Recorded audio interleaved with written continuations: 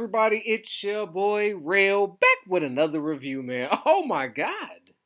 How did this happen? BMF Season 2, Episode 1.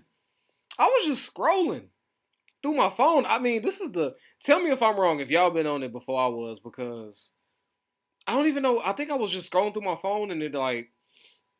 Some random ad or something was talking about order stars, start BMF Season 2 now. And I was like, wait, BMF Season 2? When does it? To right now, streaming. I'm like, I have stars.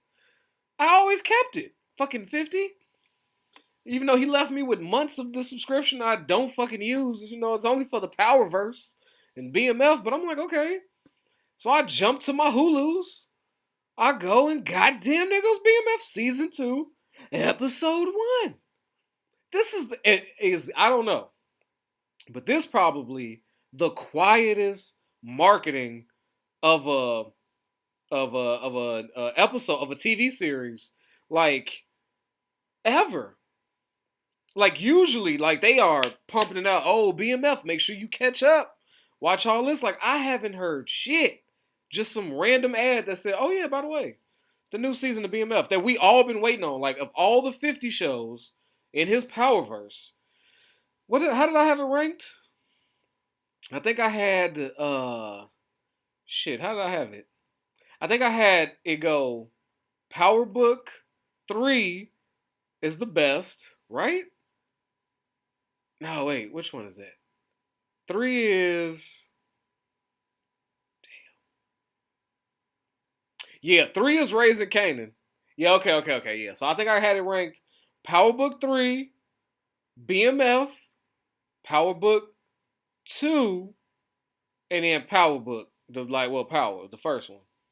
No, and then Tommy is at the very bottom. Now, I could see, you know, how you would want to put Power a little higher up there because that's the thing that opened everything. But let's be real. Power fell off horribly. Horribly. Like it was so good for like first two seasons. And then it just became a shit show that I couldn't stop watching. It was just a shit coaster of a ride that I could not get off. I was like, they starting it up again. Let me hop back in line. Yeah, I know I'm gonna ride it. Shit's gonna fly in my face. It's gonna be terrible. You know. But I'm here. They already had me hooked. So it is what it is. So but this is the second best show to me, personally, in 50's Entourage, is the BMF series. It leads me to believe, like, that whole beef with, 50 and Stars, 50 always calling them out and talking shit about them. I think they even to the detriment of themselves, like, I know this show gets a lot of, like, I don't know. It just feels like something funky in the water. This being the second best show in the series. I don't know. But anyway, we found it. Clearly you watched it. Or you wouldn't be clicking this. You've already seen it. Because you know we about to get into it. Now, it's picked up our favorite drug dealing bros with our favorite God-fearing mom, with our favorite hating ass daddy, and fucking the police detective that's on one. They all back. And so yeah, last season we saw that Meech and Terry separated. Terry wanted to go on the straight and narrow because his girl threatened and took the baby and left town. Like, you need to cut this drug dealing shit, go straight. And like a responsible young man, he tried to do just that. I don't want my girl and my baby gone. Fuck it. I got some money. Let me just do this job with my pops. I already damn near lost the eye with Meech. I get it. And Meech is a hustler. He ain't trying to play that nickel and dime shit. So he's still out here, right? And they got rid of Lamar like we thought. And lying ass Kato. Her lying ass. So it's just B. Mickey and fucking Meech out here in the street. Now, Meech is looking for a connect. Right? Because old girl the Colombian lady did not want to work with Meech. She was too flashy. He was too on his bullshit. She liked Terry more, but Terry's not in the game. T is not in the game. So, boom. Now he's out here taking dangerous ass trips, dodging airport dogs and all type of shit, taking long ass bus rides from Vegas to Detroit. That's got to be the longest, most uncomfortable Greyhound ride. I don't know. No. With it strapped to look like, I don't know. Dude, when they strapped that shit on him right there, I'm like, damn, y'all couldn't have put it around his legs or something, like distribute the cocaine. That look crazy.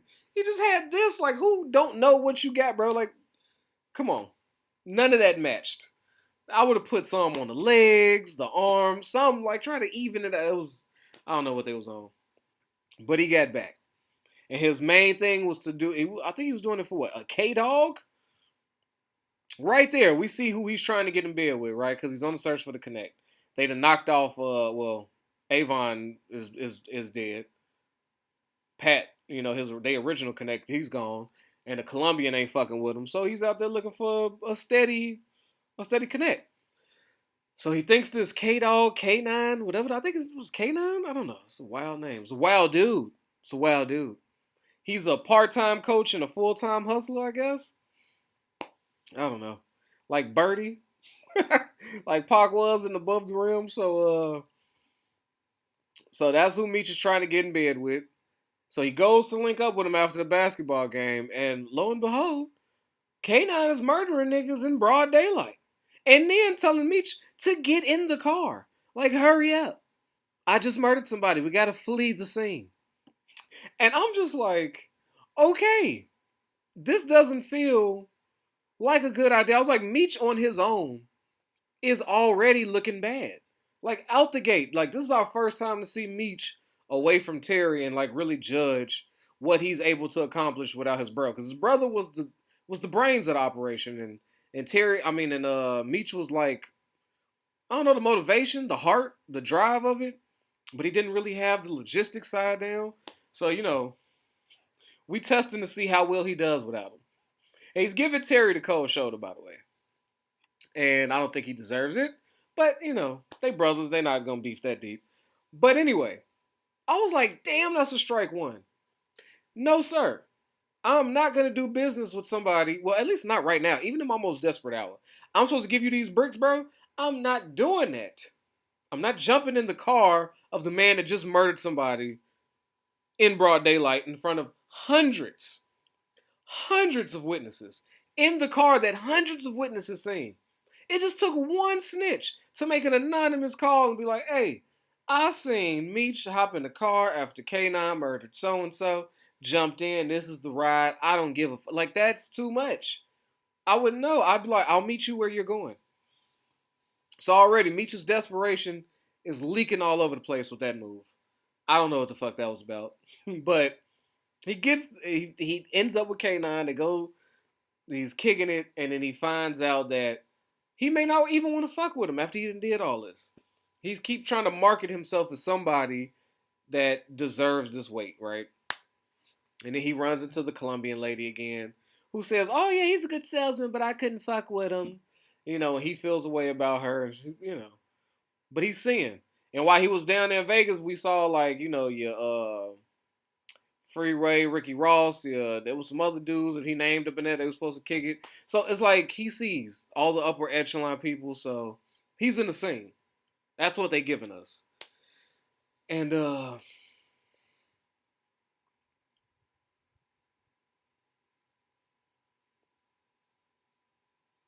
Meech is also making plans with shit he ain't got. So he done took the 12th Street boys, his arch nemesis, who the police think are still at a feisty war with. They think they just added. Again, Meech is overreaching. So he's bringing the 12th Street boys in for a meeting on how he's going to unite the crews and we're going to run all these drugs. But he got no said drugs. And he doesn't even tell his mans that a whole gang is showing up. How they know not to start shooting each other on the spot? So we see that, Meech is not good by himself. He's a bad communicator. B is like, yo, how the fuck am I supposed to know what's going on if you don't tell me shit? You got gangs pulling up and don't say shit. Like, yeah, that's kind of important. How do I not know they're not trying to make a move? This could have been a bloodbath. All Meech had to do was make a phone call like, yo, I got the 12th Street coming through. It just took that. Nigga, like, I don't know. Meech's communication, it's F. All right, his desperation, making the decision making is an F. It's not somebody I'd follow. No. Especially with that nigga K9. You got to find somebody with better sense than that. Like, who? I don't know. I don't know. I don't care how tough you are. Murdering niggas broad daylight in front of witnesses, it just is never gonna. No. But let's go to Terry. Actually, no. I want to touch on some real shit that's going on in the Flannery household at this point. So, Moms was never working in season 1, but the shit didn't hit the fan. They didn't kick Meech out, and he was the big bread earner. They was already struggling, but they threw the money out. Mom felt the way last time about that. We know, because nobody was a bigger hater than Meech and Terry's daddy. Oh, he won the hater award. Anytime his kids got money, oh my God. Disgusting. Disgusting behavior. And then, now he started the whole business. He used his son's money, got that business going, and the man still broke. So much so that his wife has to go work at Wendy's. And she tight. She thought she was going to live life where she never had to work. And I understand his struggle. He was trying his best. He was trying to raise a good family. But the bills and shit, he just couldn't keep up financially. But you see the real ramifications behind it this episode. Fellas, I ain't gonna lie to you. When I saw my man's in there trying to get some ass out of his wife, who he's been promising stank dinners, like, oh yeah, baby, come on, I'm so glad that Terry got his license. Now we can drive more cars, pick up some more people, make some more money, take you out to that steak restaurant. I knew what that move was. I saw it coming a mile away. I was like, oh, he's trying to get some ass. He's trying to make sure him and his wife union is tight. Because there's 2 things, people, that will end a marriage quickly. All right, that's the lack of intimacy and finances. Financial issues. Oh yeah. And guess what? Lack of intimacy comes from. Lack of money, my nigga. Your wife, he's trying to get some ass 10 at night. And she like, nah, I gotta be up soon. I gotta work. You know what I'm saying? He's like, man, it's been 3 weeks. And I said, God damn, 3 weeks? Oh, that's like celibacy. That's like forced celibacy. I said, oh, I know that boy hard Rottweiler. You got that man is that man is walking around with an attitude. He's doing everything he can. He's shucking and jiving, trying to get that ass. Yeah, but no, brother. You're broke. Fellas, this is what it really looks like. You could be married, you could be dating. If you broke, your girl ain't trying to give you no ass. If she gotta reach in her purse or her bank account and help pay these bills or this dinner, oh my God. Trying to get some ass, you are hard pressed, bruh. Hard pressed. And that's the realest shit. I was just like, yo, this is a real episode right here. And him just laying back like, damn, she really not giving me none. It's really because I'm broke. I was like, yeah, bro. He just had that realization as he laid up and looked. I said, God damn. And then, what else we got? We got some more toxicity. We got Terry. Terry, did you know he was a good dude? Now it's toxic Terry. Oh yeah. He's Google-eyed over a married woman, Lala. And can I say, ever since Lala left Mello, all right, ever since they divorced or broke up, whatever the fuck they had going on, she has been getting sent out there, bro. Who was the first? What, Tommy smashed? Okay, Tommy didn't have Lala. Then after she done got murdered off that, she over there smashing Emmett from the Shy and Kitchens. I said, God damn, Lala is only fucking niggas has got something going. Like fucking that man, he had a girl. Boom, now here she go, married, flirting with this nigga Terry. I said, boy, they typecasted Lala is what I'm saying. All right, but she look good. I can see she getting older, but I don't know, she's aging pretty damn good, like wine. But yeah, so she getting tossed up. Well, soon to be. Now Terry doing some shit when his girl magically pops back up with the baby, right? No announcement, just like BMF season 2, just popped up on you. And he's kind of feeling the way. He's like, whoa, you left me, but my baby's here. And I ain't had no ass, so you here. This is where the toxic Terry party. He's smashing her thinking about Lala. Now, fellas, who's been there? Come on, don't leave me hanging. You ain't don't agree right here. Don't do it right now. But you feel me? I don't know if your girl go through your shit, so don't leave a comment. But you feel me? You've been a victim. I know you done knocked somebody's back out with the image of somebody else in your head. I'm talking about you put in work. All right? Powerful pumps. Terrifying thrusts with the image of another woman in your head. So yeah, he did that. And then then he does the guilt trip move. Right? When she's sitting there like, oh, we should open up a trust fund for our baby and do like they just back together. Terry's like, oh, hold on. You left. All right, then don't just go that smooth. I said, that's funny that he's having this conversation after he fucked.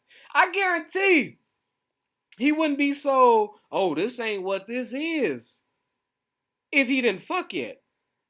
Hey, I know the game, bro. Like, you can't hide it. Terry's like, I'm about to get this ass first. I'm going to tell her what she, oh, I miss you. Yeah, I miss you, sure. Let me get this ass. Let me knock this out the park.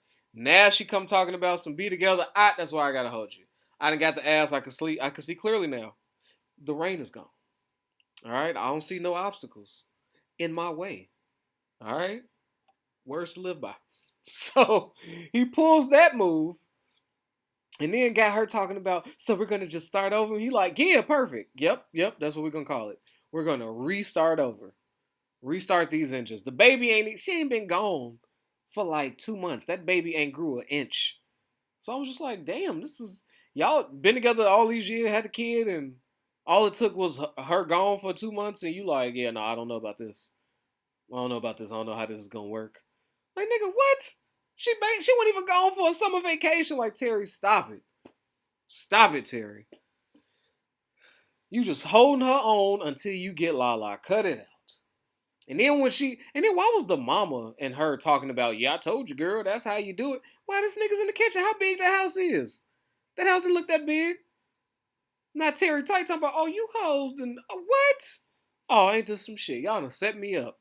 Y'all didn't. So you told her to take my baby. You manipulate the situation, which we all know is gonna lead him right back to Meech, because at least Meech ain't lied to him. All right, Meech kept it a bean. You're broke. We do better together. Come back with your brother. Let's get some real money. Fuck this shit. You know how it works. So Meech is, what he's doing may not be the best for a family, as far as incarceration and possible murder goes, but he keeping it a buck with his brother. He knows, so he's gonna fuck with somebody he could trust. And I'm pretty sure Terry's like, what the fuck? And but then Meech, we see, finally gets to connect. It's like a K9 cut off somebody's mouth, put it in the box. I don't know whose mouth that was. He said it was somebody named B. Lewis who talks too much. Do we know who he is? It was a light-skinned mouth, and he said, thank you. Like, so maybe, do y'all remember this? Do y'all know who that mouth belongs to? Yeah, the mouth in the Velvet case. Is that Velvet? In that case with y'all know who that mouth belongs to? They said the name, but for the life of me, was he in this episode? Please help me out in the comments. Talk to me. I don't know. But K9 like, yeah, I'm going to give you 20 bricks, but let me tell you something. You see how I cut mouths off and shoot niggas broad daylight? Be late with my money and find out. So now I'm terrified for Meech, because the nigga is just like, I don't know. He hasn't made too many good decisions this episode, in my humble opinion. And he's making B Mickey unknowingly to him, but he made him his right hand, and he already has some sketchy. He already didn't trust him from season 1 for real, for good reason. But he's going against that judgment. I don't know. And he's just bringing the 12th Street in just with open arms, like they trust her. I don't know. Meech is a very, just come on in type of guy. Like, I don't know how that works. You sell drugs. Like, he's so friendly. I don't know. But, I mean, he made it. He got it big, as we're going to sit and find out. But, I don't know. So I'm terrified for him that's his connect. I'd much rather him have the sexy Colombian lady. Even though she'd probably do equal damage, it's just kind of the messenger. This nigga's terrifying. Like, he's openly, but it is what it is. So Meech is starting his new conglomerate with his new squad. He got 20 keys. So it's a go for him. Meanwhile, the detective got him a new partner. They're trading racial jokes back and forth, oh, what Asian are you? What black are you? And then they had that little buddy cop thing going on. But she's figuring out. She's watching him kind of closely. He's warming up to her. Like, okay, she can hold her own. And the big bombshell though is that they were just showing us them get tight and get close so they could drop the hugest bombshell on us.